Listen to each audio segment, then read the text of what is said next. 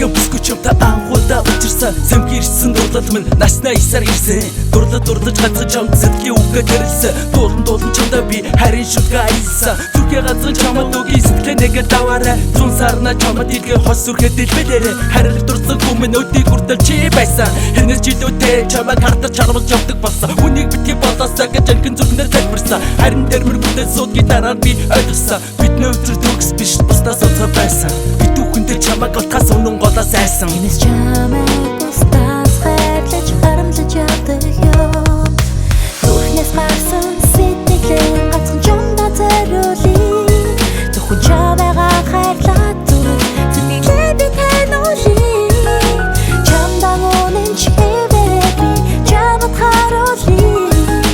Чамайгаа урд сэтгэлдээ хайрлан чамдаа би амлъя